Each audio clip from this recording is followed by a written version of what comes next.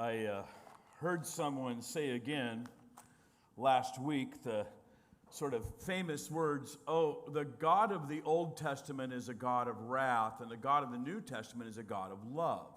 Meaning, somehow, somewhere between the Old Testament and the New Testament, God sort of grew up and changed, right? And so he's developed over the centuries. However, if you pick up a Bible and read it, you would realize he's always been a God of love. Even in the Old Testament, where judgment would descend, wrath would descend because of rebellion against God.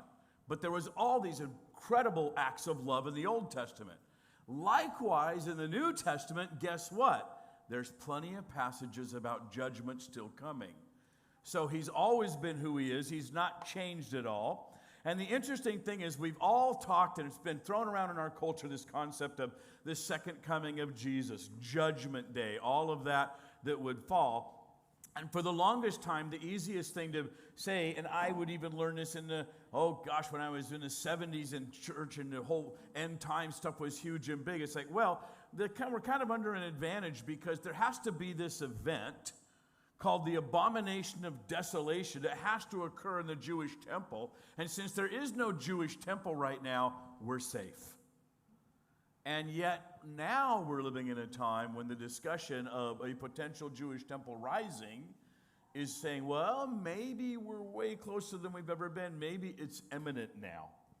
When we're studying through the Gospels that I like to do a book-by-book study here at the Gathering House, I kind of like to take us through chapter by chapter. And sooner or later, you run up against a chapter, you're like, I don't really want to teach this one, right? I'd rather skip over this one. And Matthew 24 is one of those incredible chapters that Jesus talks about the end times, but it's also super complicated. And there's a part of me that's like, maybe I'll just skip this one. We'll go on to 25 and just keep moving. And who's going to notice, right? You guys wouldn't care, but Jesus would notice. And I felt like he was saying, no, I said it. I meant it. I said it and I had it recorded for a reason. So let's go ahead and tackle it. And I'm like, Lord, it's really not the kind of thing, though, that people visiting in church are all excited about. Oh, I went to the Gathering House for the first time and he talked about the Abomination of Desolation, right? Not a big crowd pleaser, is it? But at the same time, I kind of feel like, well, Jesus said it, so let's find out what Jesus said, and maybe we can discover something about ourselves in this midst. You are definitely going to need a Bible today. And we got a bunch of them on the chairs and the stools, and we've got them around on tables. Grab them off the tables. You're going to need to be flipping through a Bible today. And we're going to start in Matthew 25, 24, which is the chapter that we are up to at this point when we're studying through the Gospel of Matthew. And Jesus on the Temple Mount, and he's exiting, and he's talking about how the temple's all going to be destroyed. And he's gone on, and I kind of dealt with that a week ago. And now he says this interesting thing, which is a phrase that has driven Christian scholars and historians nuts for centuries. And we're going to start in verse 15. Matthew 24, verse 15. If you're using one of these Bibles, it's page 1001. Therefore, when you see the abomination of desolation, spoken of by Daniel the prophet, standing in the holy place, whoever reads, let him understand, then let those who are in Judea flee to the mountains. Let him who is on the housetop not go down to take anything out of his house. And let him who is in the field not go back to get his clothes. But woe to those who are pregnant and to those who are nursing babies in those days. And pray that your flight may not be in winter or on the Sabbath. For then there will be great tribulation, such as has not been since the beginning of the world until this time. No, nor ever shall be. And unless those days were shortened, no flesh would be saved. But for the elect's sake, those days will be shortened. That's as far as we're going to get today. So let's pray and say, Lord, you said these words. Help us to understand them. Help us to take a hard look at what it is you were trying to warn us of, and help us to orient our lives in relationship to your words and your warnings and your truth, and most certainly your saving knowledge of what it is to have a relationship with you. So open up our hearts and open up our minds as we look into your word today to discover what it is you were saying about the last days, the end times. We pray this in your name. Amen. So Jesus starts it by saying, watch out for the abomination that causes desolation, or the abomination of desolation. I know all of us are like, I'll be sure to keep an eye out for that. If I had any clue what it was, I would feel a lot more confident, right? But since I don't really have a clue what it is, I'm not sure what I'm even looking for. But he also says it was spoken of by the prophet Daniel. Okay, so there's a big clue. It's like, well, then I better go back to Daniel and find out what Daniel says. But before we jump to Daniel, there's this interesting thing he says. He goes, when this last thing comes, it will be a tribulation such as has not been since the beginning of the world. Now, normally, modern scholars would say, oh yeah, Jesus was talking about the destruction of Jerusalem was going to come by the Romans in 70 AD, right? That destruction was going to be there. But you got to look back at the whole of history and say, well, yeah, that destruction of that city was pretty horrendous. But honestly, since that time, there's been worse. So maybe he was talking about that, the destruction of Jerusalem, but more likely Jesus was saying, oh yeah, that's like the first. That's the first of that's like the prototype. Wait till you see what's coming after that, and after that, and after that. And he kind of is hinting that this thing he's talking about is so big that it's at the end of time, and it's going to be a desolation and a devastation and a desecration that's going to be global. Because there won't be any time like it since the beginning of the world, he said. And also he said, if those days hadn't been shortened, no flesh would be saved. Some translations say no life would be left on earth. So something's going on that he's warning us about of, oh yeah, those last days, when this abomination of desolation occurs, it's going to be global, and it's going to be huge, and it's going to be devastating. So look out for it. Now, for us to understand what it is, it's like, okay, so I guess we got to figure out what this phrase is. Now, I think I got a Bible verse. This phrase, abomination of desolation, only occurs 5 times in the entire Bible. The one we just read in Matthew, it occurs in Mark 13, where it's the same phrase, Jesus saying the same thing, as Luke recording the exact same speech at the exact same time. He says it again there. And the other 3 times it's used are in the prophet Daniel, who lived about 550 years before Jesus. So if we want to know what it is, then the answer is, well, let's go check out Daniel. And it's found in Daniel 9, Daniel 11, and Daniel 12. And so we're going to unpack these and take a look at it and see if we can figure out what is this abomination that's going to cause all this desolation to come. And I'm going to actually take them backwards. I'm going to do Daniel 12. So grab your Bible and we'll flip backwards. We're going to look at Daniel 12. And so if you go backwards just a little bit, you will find Daniel 12 on page 903 in these Bibles. And the prophet Daniel, he's actually at this time, he's an old man. He was taken from Jerusalem as a young man, carted off to Babylon. There he watched one empire rise and fall and another rise and fall, and he's like been in the courts. He's been an advisor to the king. He's been virtually forgotten. As an old guy, he's praying to God about how long are we going to be outside Jerusalem, and God sends him the angel Gabriel to talk to him. And he talks to them throughout the book of Daniel in several different places. And in chapter 12, there's this one of the times when he mentions that this abomination will occur. Let's look at verse 1, chapter 12 of Daniel. At that time, and this is the angel Gabriel is talking to him. At that time, Michael shall stand up, the great prince who stands watch over the sons of your people. And there shall be a time of trouble such as has never was since there was a nation. There's only 3 angels actually mentioned by name in the Bible. Michael, who is the head archangel of the Jewish people. Gabriel, who's the chief messenger of God's throne room. And Lucifer is the other one. Otherwise, we don't know any angel names. So he's saying, okay, Michael's going to stand up. It's going to be a huge time. He says, at that time your people shall be delivered, everyone who is found written in the book. And many of those who sleep in the dust of the earth shall awake, some to everlasting life, some to shame and everlasting contempt. So whatever this is going to take place, it'll be at a time when the resurrection occurs. And the Revelation will refer to the resurrection to life, those who are going to go to heaven, and the resurrection to death, those who are going to be judged and cast into hell. And it says, those who are wise shall shine like brightness of the firmament, and those who turn many to righteousness like the stars forever and ever. But you, Daniel, Shut up the words and seal the book until the time of the end. Many shall run to and fro, and knowledge shall increase. And then I, Daniel, looked, and there stood two others, one on the riverbank and the other on that riverbank. And one said to the man clothed in linen who was above the waters of the river, which would be Gabriel, how long shall the fulfillment of these wonders be? And then I heard the man clothed in linen who was above the waters of the river when he held up his right hand and his left hand to heaven and swore by him who lives forever that it shall be for a time, times, and half a time. A year, 2 years, and half a year. In other words, 3.5 years.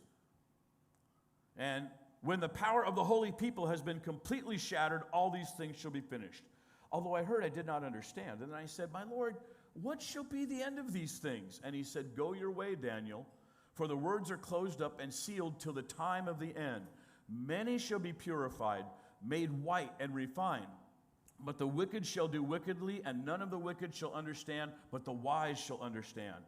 And from the time that the daily sacrifice is taken away, and the abomination of desolation is set up, there shall be 1,290 days. Blessed is he who waits and comes to the 1,335 days, a little bit longer. But you go your way till the end, for you shall rest and will arise to your inheritance at the end of days. Okay, so you got a couple things going. First off, you have this thing called the abomination of desolation. And we realize in this chapter, it is something that is set up, which means it's either an object that we notice, or it's like a governmental system, a series of laws or rules that gets put into place. But it's something set up. That's what we understand from Daniel chapter 12. Now, this phrase in the New Testament, abomination, desolation, it's got this weird thing. Abomination is a detestable thing, a thing that will bring desolation, will bring a wiping out, right?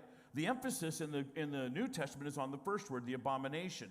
The Evangelical Dictionary of Theology says it refers to that which causes nausea and abhorrence.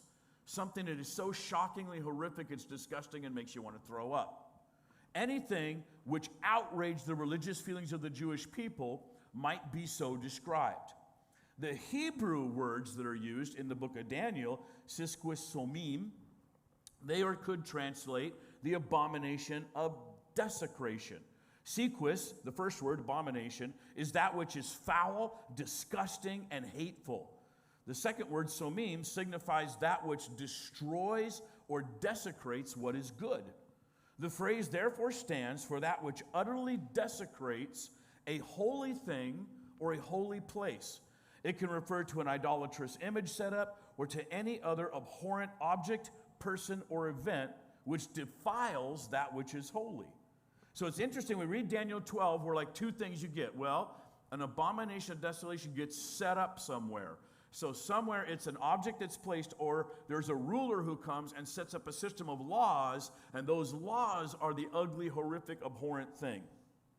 Interesting in Daniel 12 is you notice how multiple times in the chapter that the messenger kept saying to Daniel, it's not for your time. It's not for your time. It's for the end of times. It's for the end of times. Shut up these words. At the end of time, they will get it. They will understand. So we get the feeling in Daniel chapter 12 that it's like at the end of history, the true fulfillment of this is going to come to pass. Meanwhile, while we're waiting for history to come to that end time, it's like, but there'll be a lot of little abominations of desolations along the way, just so y'all can get a taste. You kind of get that feel. So that's the one place in Daniel where it's mentioned. So the other place is in Daniel chapter 11, one chapter before. Now, Daniel 11 is a strange chapter. You read through it, and it's like the king of the north is going to do this, and then the king of the south is going to do that, and then the king of the north, and then the king of the south. And the whole chapter goes back and forth talking about these crazy two kings. But when Daniel is writing this, the first thing that happens is he realizes in verse 3, chapter 11 of Daniel, says, then a mighty king shall arise who shall rule with great dominion and do according to his will. And when he has arisen, his kingdom shall be broken up and divided towards the four winds of heaven, but not among his posterity, nor according to his dominion with which he ruled. For his kingdom shall be uprooted even for others besides these. Now, he's writing in roughly 550 BC, and so everybody reads this and goes, oh, he's talking about Alexander the Great. Alexander the Great would sweep across the globe there, conquer the whole world all the way to India, and he dies leaving no heir. And on his deathbed, Alexander the Great, when they ask him, well, who's going to inherit your kingdom? You own Greece to India and Egypt and all this in between. You own most of the known world. Who's going to inherit? And his dying words were, the strongest. Good words to leave to your generals as you're dying on your deathbed and you've just fought a 10-year-long war conquering the world. And you know all those guys they were giving each other the stink eye standing around his bed because that meant, I'm the strongest. No, I am. No, I am. When all was said and done, his kingdom was divided into 4 great generals. And the 4 great generals each took a piece. Well, the 2 most powerful that emerged were Seleucid and Ptolemy. Ptolemy took Egypt. Seleucids took basically Turkey and what we would call the Middle East. And then there was another guy who took Persia, but the Seleucids, and generations later, taken that away from him. The rest of Daniel 11 talks about the king of the north, the Seleucid king, and the king of the south, the Ptolemies. And it goes back and forth saying all these things are going to happen and how the king of the north is going to marry someone from the king of the south. And it is so stinking accurate to what would happen right up to about the year 100 BC that modern scholars who don't believe in God or the Spirit of God, the Spirit of prophecy, say this must have been written after the fact. It's too accurate. It so perfectly matches what actually happened in history that modern scholars will say, oh, the book of Daniel must have been written around 100 BC because it's too accurate, right? Now, people who believe in God are like, oh, no, it was the spirit of prophecy. Daniel had no idea. And if it was written after the fact, they would have concluded a lot better detail because when you read it, it bounces around quite a bit and gets a little bit jumbly. But when you're reading Daniel 11 and you're king of the north, do this, king of the south, do that, you reach this one spot in verse 29, which is really peculiar. It says, and by the way, these kings aren't one king of the north and one king of the south. They're the line of kings. So they would cover like the first 4 or 5 Seleucids and the first 4 or 5 of the Ptolemies are mentioned in Daniel 11. In verse 29, at the appointed time, he shall return, the king of the north they're talking about, and go toward the south. But it shall not be like the former or the latter. For ships from Cyprus, which is a weird word to translate in Hebrew, it means ships from faraway lands, shall come against him. Therefore he shall be grieved and return in rage against the holy covenant and do damage. So he shall return and show regard for those who forsake the holy covenant, and forces shall be mustered by him, and they shall defile the sanctuary fortress. Then they will take away the daily sacrifices and place there the abomination of desolation. Second time this word occurs in Daniel, right? And so we're unpacking like, okay, so what is this talking about? Well, the interesting thing is, one of the Seleucid kings who would arise would be this guy named Antiochus Epiphanes. And there's one of his coins you can see on the screen, an actual coin from that era of Antiochus Epiphanes, one of the Seleucid kings. He decides he's going to conquer the world. So he starts going out, and it's so accurate what he does. He actually goes down and moves into Egypt. He is conquering Egypt, and he is kicking their butts. And he's about to totally take Egypt as well when this upstart kingdom, very, very powerful, known as Rome, sends ships down there, and they say to him, if you need to pack up and go home and leave Egypt alone, because Egypt's going to be our baby. And Rome is so powerful that his response is, and he packs up and, tail between his legs, heads home. Dang it, I almost had Egypt, and it's stinking Romans had to interfere, and they told him, go home. This is ours. And so on the way home, back to his kingdom would be up in modern day Turkey, guess what he has to pass through? He has to pass through Judea. He has to pass through the Jewish lands. While he's passing through the Jewish lands, he decides he's angry, he's frustrated, he's going to take it out on the Jewish people. He ain't done conquering. And so what he does is on his way home, he sacks the city of Jerusalem.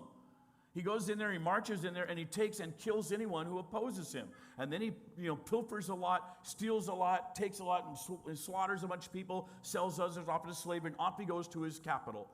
2 years later, he comes back to Jerusalem saying, hey, sorry about that. I'm your friend now. That was kind of like, I was in a rage. That was a bad deal. Sorry, bad on me, okay?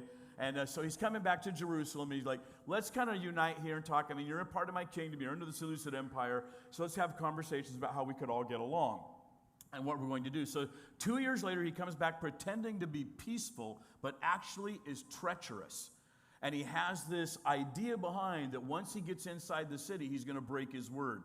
And he does. And this time he kills as many people as he can, even the supporters who were on his side. And he pilfers the temple, which he didn't take the first time. He goes inside to the holy place. He takes the candlestick, the table of showbread. He grabs everything, rips this gold off the walls, takes the veils, and he hightails it back. He, on his way, he outlaws, by the way, while he's there, he's outlawing any Jewish practices. He's going to stamp out the worship of God. And he kills so many people, they don't even have a count. He took 10,000 of them slaves and made them captives, brought them back. He burned the city down, tore down the walls. He built a fortress right beside the Temple Mount called the Fortress of Acra, and he put soldiers in there so that they could kind of rule over the Temple Mount, rule over all of Jerusalem. And then he outlawed anything Jewish. He outlawed the scriptures. If he found them, he would burn them. Anyone who tried to sacrifice to God, he outlawed it. He took the temple courts and he built an altar on top of the altar to God. He built an altar to Zeus. He claimed he was the embodiment of Zeus and the chief god. So he built an altar to Zeus, and he sacrifices a pig, which is an unclean animal to the Jews, on the altar to Zeus, on the exact same altar that the Jews had for God. It is the ultimate sacrilege. And he claims that, and he turns the rest of the temple courts where he pilfered everything else, he turns them into brothels. And so now the temple has a pig sacrificed on the altars, and it's literally a whorehouse. And that's what and then he outlaws any kind of worship. If women, of course, the Jewish people had to circumcise their young boys. If you're going to be a good Jew, you had to do that. If he found any woman who had circumcised her infant, he hung her and then strangled the baby, and he put them up in public hanging on poles with the babies hanging around their necks, both of them killed and executed. He crucified thousands of people who wouldn't go with him. He turned all of his fortresses, wherever he built a fort, he turned them into temples to the god Mars, but he outlawed any Jew. So in other words, he is the first Antichrist. The two things he's doing is wiping out any worship of God, the true God, desecrating and defiling anyone and any place and anything that tried to worship God, wiping out the scriptures, wiping out anyone who wanted to follow God. He is the first and true Antichrist. All the other Antichrists that would come in history after him are like, oh, it's like this spirit. You all are like Antiochus Epiphanes. And that's what he called himself. Epiphanes means the great noble one. It means the glorious one. His enemies called him Antiochus Epimanes, which means crazy man. So he's like this. And he decides that he will move on. He starts to take more territory. He's moving on. He gets infected by a hideous disease, and he gets maggot infested, and he dies. And everyone says, so ends the person who tries to eliminate God. The Maccabees rise in revolt. They kick him out. The Seleucid Empire is destroyed. The Jews get their land back. But it took something hideous like that. From the rest of history, when people talk about Antichrist, they're like, well, what does he look like? Oh, he looks like Antiochus Epiphanes. So when they look at Adolf Hitler, it's like, oh, he is like Antiochus Epiphanes. Tsar Nicholas actually was a lot like Antiochus Epiphanes with the pogroms going on in Russia during World War I. And you look at the end of all of these people, and it always ends hideous. And so here it is. He sets up the abomination that causes the desolation. And the abomination is to turn the temple into a whorehouse and sacrifice a pig to Zeus. And he claimed he was God. He was Zeus in the embodiment of it. That is the abomination of desolation. The third time we see it is even earlier, Daniel chapter 9. So back up a little bit to Daniel chapter 9. And we're going to see this is probably one of the most studied passages in all of the Bible. This passage is looked at and studied and unpacked and trying to figure out because it is the key passage to end times analysis of anything in the Bible. And even Matthew 24, Luke 21, Mark 13, which all talk about the end times, all go back. You have to look at Daniel chapter 9. You get to the book of Revelation, you have to go back and look at Daniel 9. And scholars for centuries have studied Daniel 9, trying to figure out what is it that was really being said here. And the angel Gabriel is sitting there and talking to him, and I'll just start in verse 20, and we're going to read Daniel 9:20. Daniel's out praying along the riverbank. He's got some buddies with him, and he's praying. He says, "Now, while I was speaking, praying, and confessing my sin and the sin of my people Israel, and presenting my supplication before Yahweh, my God, for the holy mountain of my God, yes, while I was speaking in prayer, the man Gabriel, whom I had seen in the vision at the beginning, being caused to fly swiftly, reached me about the time of the evening offering. And he informed me and talked with me, and he said, 'O Daniel, I have now come forth to give you skill to understand. At the beginning of your supplications, the command went out, and I have come to tell you, for you are greatly beloved. Therefore, consider the matter and understand the vision.' 70 weeks are determined for your people and for your holy city to finish the transgression, to make an end of sins, to make reconciliation for iniquity, to bring in everlasting righteousness, to seal up vision and prophecy, and to anoint the most holy. Know therefore and understand that from the going forth of the command to restore and rebuild Jerusalem until Messiah the Prince, there shall be 7 weeks and 62 weeks. The street shall be built again, and the wall, even in troublesome times. And after the 62 weeks, Messiah shall be cut off, but not for himself. And the people of the prince who is to come shall destroy the city and the sanctuary. The end of it shall be with a flood, until the end of the war desolations are determined. Then he shall confirm a covenant with the many for 1 week, but in the middle of the week he shall bring an end to sacrifice and offering. And on the wing of abomination shall be one who makes desolate." We're getting the phrase again. Abomination of desolation. "On the wing of abominations shall be one who makes desolate, even until the consummation, which is determined, is poured out on that desolate." Oh, there you go. Easy to understand. No problem. There you have it. Daniel has spoken. Here's Jesus, 500 years later. Hey, what Daniel said. Yeah, when you see that, right? And we're all going, huh? Right? That's how you read that. You're like, what in the world? Okay, so the angel's standing there. He says, there are, and literally what he's saying is, there are 77s. That's what he says. And the translators call them weeks. He says there are 77s. And as you're reading through, it's like, oh, okay, in 77s, what's determined is your people will finally get it right. They will finally have that much time to get rid of iniquity, serve God right. Because remember, they're all judged. When this angel is speaking to Daniel, Jerusalem's been destroyed, the first temple's been leveled, they've been carted off to Babylon for their sin, their wickedness, and their rebellion, for turning their backs on God. And God is saying, I'm going to give you what equals 490 years your people are going to have to get it right, to finally turn from their sin, get this right. And at the end of that time, then they will see Messiah the Prince. The Messiah will come. That's what he's saying.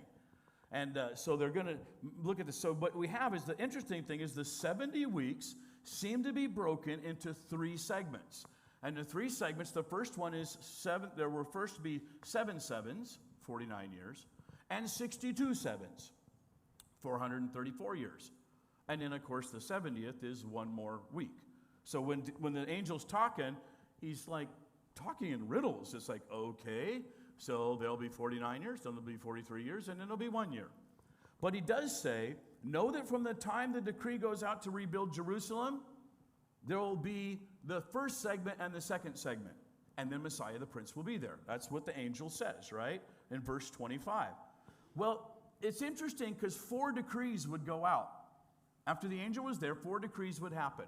The first decree was by Cyrus the Great in 538 BC, and you can read about that in Ezra 11:4. He said, you're free to go back now. He took over and conquered the Medes and set up the Persian Empire because he overthrew the Babylonians, and he told all the people in captivity, you are free to go back to Jerusalem or whatever land you're from and rebuild your temple. He gave them the freedom to go back and rebuild the temple. And then a little while later, a little over a decade later, his successor, Darius the First, he said the same thing. In Ezra 6, he says, you go back and the temple wasn't finished, go back and rebuild the temple, and we'll let you rebuild some of the wall along the way. And then comes Artaxerxes. He's later, and he says, go back and rebuild the temple. But the real decree is in Nehemiah chapter 2. We're not going to look at that. In 444 BC, Artaxerxes gave the fourth decree, which is you're free to go back and fully rebuild all of Jerusalem. So most scholars say that's the one Gabriel was talking about. So from 444 BC, there's going to be the combination of the 49 years and the 434 years, and then Messiah the Prince will come, right? So you're going to have those two combinations. You're going to have 483 years, and Messiah the Prince will come, right? And that'll be all good. So the 49 years, what's the first segment? That's how long it would take to rebuild the city. Well, that's why segment 1. Segment 1 is there'll be 7 sevens, and that's how long it would be before the city was fully rebuilt.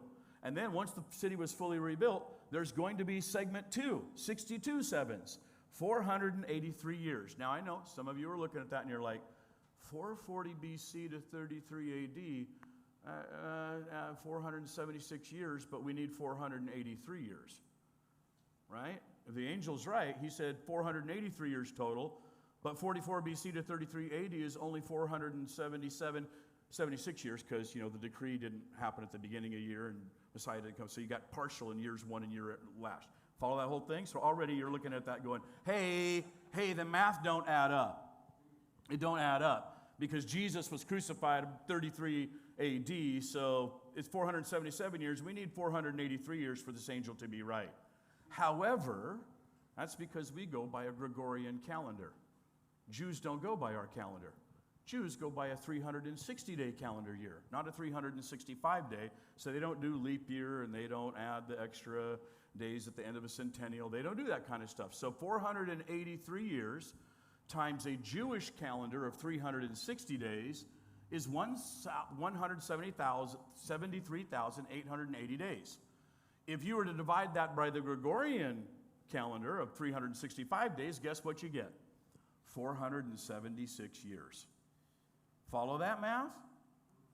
So the angel said 483 years, but they're Jewish years. Using a Gregorian calendar, it's like, oh. And I was reading I had books laid out all over I read one guy who looked at the dates of when the whole thing happened, of when the decree went out, March 5th, and when Jesus would have done it. He says if you actually do the days, it's to the day that Jesus marched into the temple on the back of a donkey, allowing them to claim him Messiah, and instead they reject him. To the day. So here you have this whole thing, Messiah the Prince, these decrees going out to rebuild the wall in the city. So the interesting thing is Jesus comes in at the triumphal entry. He's riding the donkey. He's fulfilling the words of other prophecies as he does that. All that time, he's getting in there, he's fulfilling this, and he marches to the temple, and they are free to say, finally you're here, you're the Messiah, we want you, set up the kingdom we have been promised from time immemorial, from Abraham's day. All the prophets, do it, Jesus, be our Messiah. Instead they said, let's kill him. And so they reject him. Now, Jesus knew this, as a Bible knowledge commentary said, Christ fulfilled Zechariah 9:9, the prophecy about the king coming on the foal of a donkey, when he officially presented himself to the nation of Israel as the Messiah. When he rode the donkey, that's what he was doing.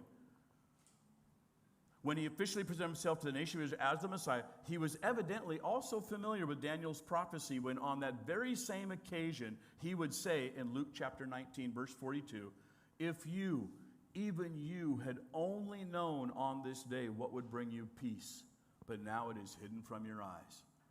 So they reject Jesus. But Gabriel, who told Daniel how long before Messiah, was right. Some scholars say to the day he was right, knowing when Passover would occur and all of that kind of thing. So what's interesting is, okay, so that accounts for segment 1, 49 years. It accounts for segment 2, 62 times 7. What happens to the last week? What about the 70th week? What about that one? It's not, where does that fit into the whole picture? And the interesting thing is the 7 week fits what's now called the time of the Gentiles. When Jesus is cut off, just interesting when we read in Daniel, right? He said that's what would happen. He goes, until Messiah the Prince, there shall be 7 weeks and 62 weeks. The street shall be built again, the wall and troubles. After the 62 weeks, Messiah shall be cut off, but not for himself. The phrase cut off, it means executed. That's what it means in Hebrew. You will be executed. Daniel prophesied Jesus as Messiah's execution 550-ish years before Jesus showed up. But not for himself, meaning he's going to make that sacrifice on behalf of others. So here's kind of how it looks now. Okay, so this is Daniel's 70th week. There was 49 years from Artaxerxes' command to go back and rebuild everything. 49 years, they got that done. And then there's another 434 years of Jewish history that went on. And you had Antiochus Epiphanes, and you had the Romans come and take over in 63 BC, all the way to Jesus. And when Jesus is rejected, and he's not allowed to be their Messiah, but instead he's killed, it's like he's cut off. Now there's this timeout. And what's inserted is this period of history known as the time of the Gentiles, or the church age. You and I are living in that age now. We're living in the church age where God's number one way of dealing with humanity on earth is no longer the Jewish nation, it's the church.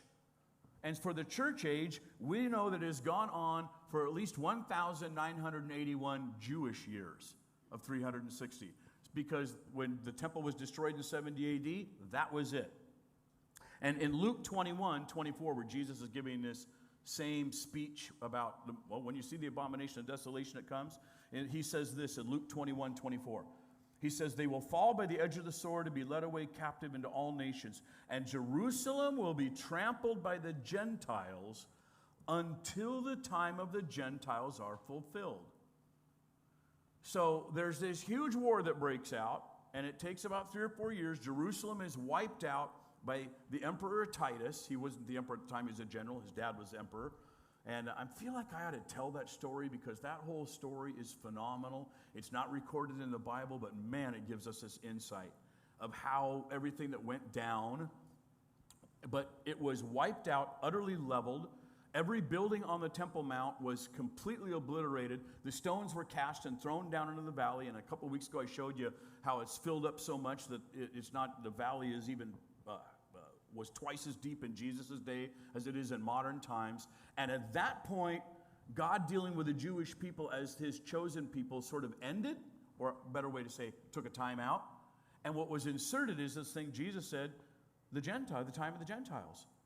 And Jerusalem would be trampled on by Gentiles until that time comes to an end.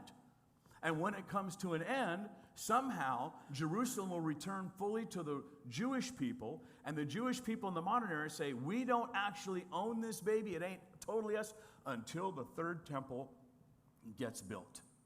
Once we have our temple, we are fully restored as a nation. Right now we're on the land, in the land, and we're all watching that, and that's a fight, that's a battle, that's not clean. But once the temple is built, the third temple arrives, they say, now we have it. So what most scholars do is they say this 70-year week of Daniel is yet to happen in the future.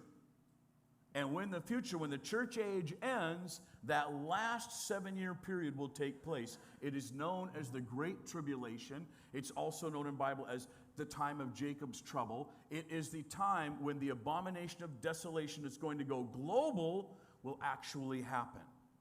And at that time, what's understood is there will be someone who is another Antichrist, another Adolf Hitler, another Tsar Nicholas, another Antiochus Epiphanes. He will be on that mold, and there have been many in the centuries. In the Middle Ages, there were some too. But this one will be the ultimate. Satan will give him his power.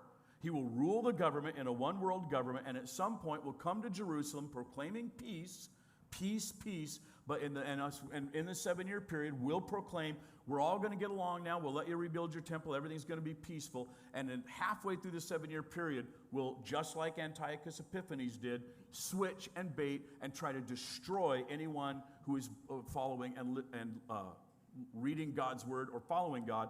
And they will set themselves up on the Temple Mount, in the temple, and do exactly what Antiochus Epiphanes did, proclaim themselves to be God. And that will be the time when Jesus finally returns. So how close are we? When is the church age going to end? What event will end the church age? How do we know when the church age comes to an end? I'm going to do that sermon in a couple weeks. What is the sign that the church age has ended? But I will say is building the temple is something big. Now, check out all the way in back in the New Testament. Let's go to 2 Thessalonians. I like this. It's such a crazy book to me because the Apostle Paul was only in the city of Thessalonica for 3 weeks. He was in Thessalonica for only 3 weeks when they chased him out of town. And a while later, he writes them 2 letters so that they can kind of encourage the faith of this little tiny church getting incubated in the city of Thessalonica. And if you're only in a place for 3 weeks, as a pastor, leader, spiritual person, what do you think you would have talked about? Right? Most of us would have talked about the love of Jesus and the crucifixion and the resurrection. Well, when Paul writes these letters, he tells them what he talked about. In the second letter, 2 Thessalonians chapter 2, he says, "Now, brethren, concerning the coming of our Lord Jesus Christ and our gathering together with him, we ask you not to be soon shaken in mind or troubled, either by spirit or by word or by letter, as if from us, as though the day of the Christ had come. Let no one deceive you by any means, for that day will not come unless the falling away comes first, and the man of sin is revealed, the son of perdition, who opposes and exalts himself above all that is called God or that is worshiped, so that he sits as God in the temple of God, showing himself that he is God." So here's the Apostle Paul. He's writing before Jerusalem's destroyed, and these little churches freaking out. They're like, hey, there's people saying the resurrection took place. Hey, there's people saying we're in the end times, we're going to be destroyed, and the judgment of God's going to fall. So he has to write him a letter saying, no. No, the final time hasn't come, because there's this sign that you have to look for. There's going to be a ruler who claims he is God. He will stand in the temple, and he's going to proclaim himself as God while he stands in the temple and demand people worship him. Titus never did that. When he conquered Jerusalem, he never did that. Now, it's true, the Romans brought their standards in and worshiped them on the Temple Mount, but no good giving that as a warning, because by then it was all over, said and done, and all the Jews were dead or sold into slavery. But Titus never did that. In fact, when you read Josephus, Titus desperately tried to save the temple multiple times. The Jews burnt their own temple. You're like, I want to hear that story. Maybe I'll give it to you in a week or so. It's crazy. I will tell you it's a crazy story. But here's what Paul is saying. Here's what has to happen.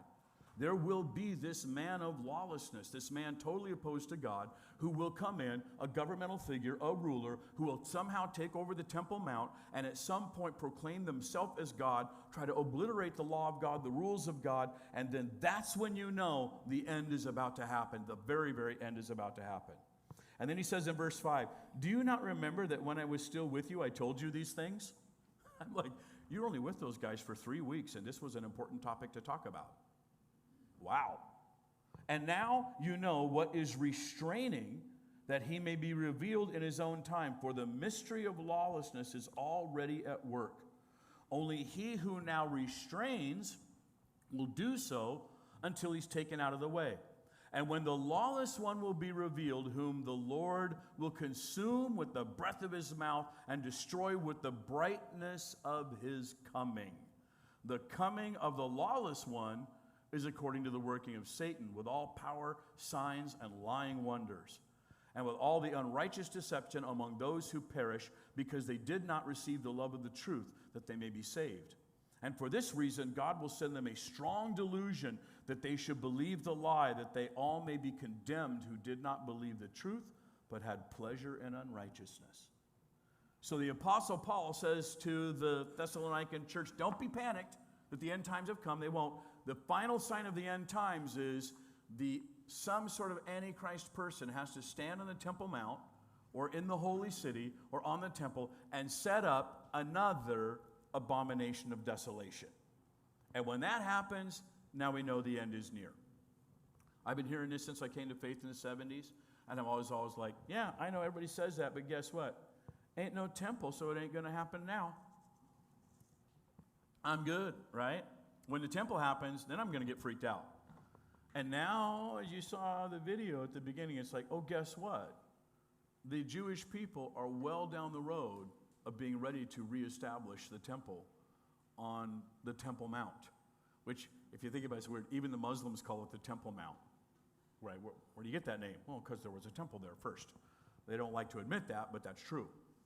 So sometime, very, very soon, the Jewish nation, who actually has control of the Temple Mount, could set up the third temple on the Temple Mount. Which spot it's, I mentioned a couple weeks ago, it's like 25 football fields big. There's plenty of room. But we'll see what will happen. But when it happens, and it will probably only happen with the rise of some world government that will allow it to happen and say, peace, yes, you could do this, but it will be the sign of the final end. So when Jesus said, when you see the abomination of desolation that is set up, which is both the person, legal system wiping out God's laws, and some kind of worship object that's declaring to God, when you see that, go hide. Get out and go quickly, because the end is coming. And it's going to happen. Most scholars say it happens after the church age, which tells God, like, he took all the Jewish time, and he did all, let's see, you guys be this side, wouldn't you? Took all the Jewish time, and all the Jewish time, Jesus came, boom, and it's like, time out. Jews are going to still be alive, and they're going to still be on the planet. He's going to hold them together miraculously. They got spread across the world miraculously. But the church is in kind of the people of God he's dealing with for the time of the Gentiles.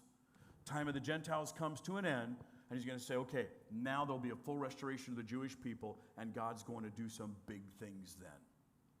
The question you and I have is like, well, what am I supposed to do about any of this? I mean, one, see it when it comes, because Jesus said, look for it, be ready, look for it. Along the way, there's been signs all this time, different signs of different leaders who would arise that would say, oh, we should have seen that coming when Adolf Hitler rose to power. Some of us should have seen that coming. I don't know if you ever saw The Diary of Anne Frank as a play or read the book. The saddest line in the entire play to me is when Mr. Von Damme turns to his wife, Mrs. Von Damme, as they're hiding in the attic with nothing but a suitcase each, and they would both end up dying in the gas chambers. And he turns to her and he says, we could have been in America now, but you wouldn't leave your precious dishes. That's the saddest line in that whole play to me, because it said where were people's priorities and values, that when the signs of the times were there, they couldn't leave things that they thought were valuable, that they wouldn't be able to keep anyway, and they would die in the gas chambers as a result, because she couldn't leave her precious dishes. And so I look at this and I think, what do you want me to do, Jesus? And I think the one thing he would say to all of us is, don't think your dishes are so precious. The stuff you've accumulated, the things you have built and acquired, know that there'll come a time when you have to look at all of it and you say, I'd let go of all of this to hold on to Jesus. I would dump all of this to be in Jesus' hands. I would forego any of this to be with Jesus, my King. And that's kind of what Jesus had said. Don't go back for your coat. Don't go down to the house and get some. Don't pack your boxes. Come with me. That's what Jesus is saying. So for all of us, it's like, it's a great evaluation question. Like, hey, before trouble comes, maybe I need to experiment in my own heart with whether there's things I need to let go of, things I care too much about, that he would say, don't care so much about that. Maybe there's people in my life that Jesus would like to see saved. Maybe there's people in my life I should give the message of the gospel to and not wait for a later date when it might be too late. Maybe I need to share the faith more. Maybe I need to be more expressive about what Jesus has done for me. Maybe Jesus needs to be a little higher level than be on the back seat. Maybe there's things I should look at doing and being regarding his kingdom, because when everything goes down and there's going to be a desolation that obliterates, the only thing that's going to left stand is what we do for Jesus. Nothing else is going to matter.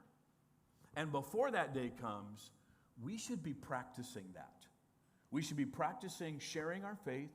We should be practicing loving other people towards loving Jesus.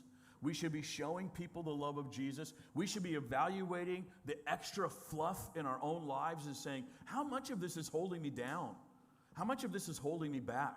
How much of this is trapping me in a place or a lifestyle or a rhythm of living I don't really want anyway? And if Jesus were to come back now, I don't want to say, God, I'd love to follow you, Jesus, but I can't leave my precious dishes. And he will say, oh, you'll regret that decision. That's a decision you'll regret. And so it'd be good for all of us to say, I want to order my life now, well and wisely, and figure out what Jesus would have me do, because I believe the time is short. Can you imagine For most of the time of the Gentiles, the entire church age, this passage would be crazy, bizarre, weird, unheard of, unthinkable, unmentionable. They had to reinterpret it as something else because there is no Jerusalem. There really is no Jewish nation. There is no Israel. And suddenly, boom, it's there in 1948. And then in 1967, the Temple Mount belongs to the Jewish people because of the war that was fought against them. A bunch of nations attacked them. They fought back and won. And here we are with them talking about, let's rebuild the temple. I think, guys, honestly, and I've been hearing this, but I think legit, I think Jesus is going to come back within our lifetimes. I think the signs are there now. I've been hearing that for a long time, and of course they've said it in other points in history. But in other points of history, they didn't have the stuff we've had. They didn't have the signs we've had. Within your lifetime, especially, I think within mine, but certainly within the lifetime of my kids, they're going to see Jesus return. I believe that, I can't even explain more, but I said that the evidence is all there. The signs are all there. The lining up of history is all of there. Things are happening that just line it all up to say, oh yeah, it's going to be soon. Are you ready? If Jesus comes back, are you ready? Are you ready to see him? Are you ready to meet him? Are you ready to hang on to his hand? Are you ready to let go of some things in life so that you can? Stand with me and we'll close in prayer.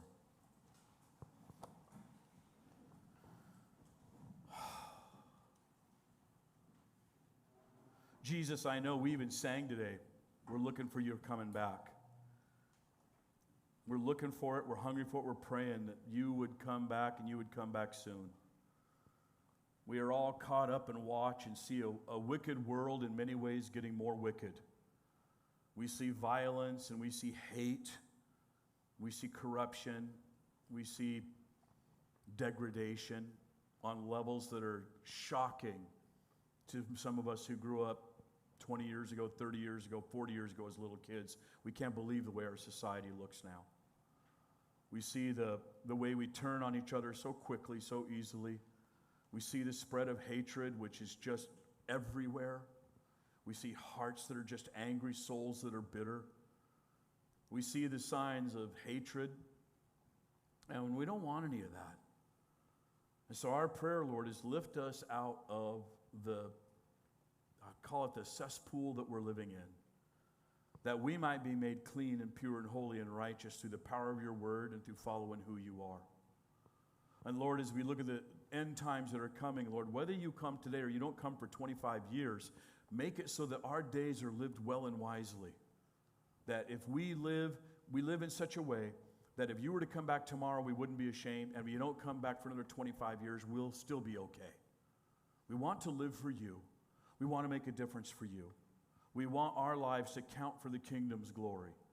So will you teach us to number our days and show us what we need to let go of and stop just letting clutter our lives and what we need to add to our lives so that we can follow you deeper and higher and way better than we are.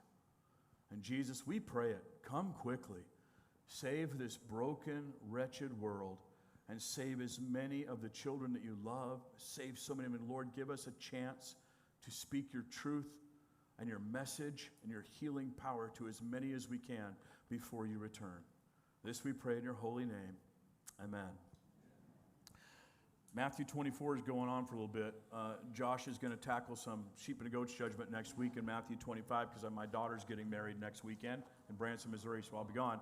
But when I come back, I'm going to talk to you about the end of the church age and the resurrection and this thing called the rapture. So, see you guys in a couple weeks. God bless you.